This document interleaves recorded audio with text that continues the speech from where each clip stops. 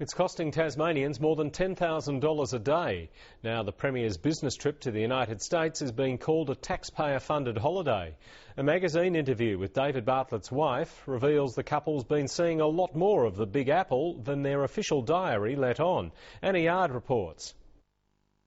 She's been labelled the First Lady of Tasmania, but Larissa Bartlett's interview in The New Yorker is creating publicity for all the wrong reasons.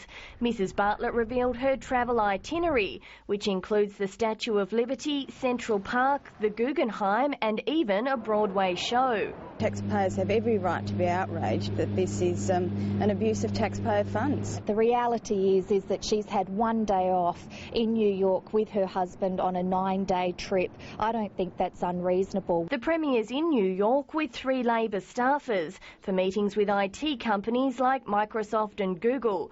But he's been copping criticism on Facebook for taking his wife on the $100,000 trip. I'm not averse to the Premier getting out of Tasmania and spruiking our state to the rest of the world, as long as he comes back with something that he has achieved. And it is normal for premiers and prime ministers to be able to have partners with them. She also has a very important role as a brand ambassador for Tasmania as well. But the article didn't paint a strong picture of the Tasmanian brand, describing the state as an impossibly distant, sparsely populated backwater, sliding inconsequentially off the bottom of the world. There's very little mention of the NBN, there's very little mention of any of our other industries. Well, unfortunately, just like we can't control journalists here in Tasmania, neither can we control journalists in America.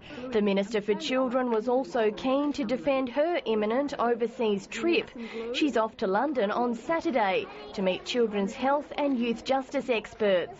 I'm taking one senior advisor with me. We're sharing an apartment and the total cost, including cabs, meals and the whole rest of it, should be less than $17,000. Lynn Thorpe has no plans to take in a show, but says a bit of R&R's appropriate. As to the Bartlett's night out, the opposition was keen to speculate. I wonder if it's promises. The Premier will be back on Friday to defend his adventures. Anna Yard, ABC News.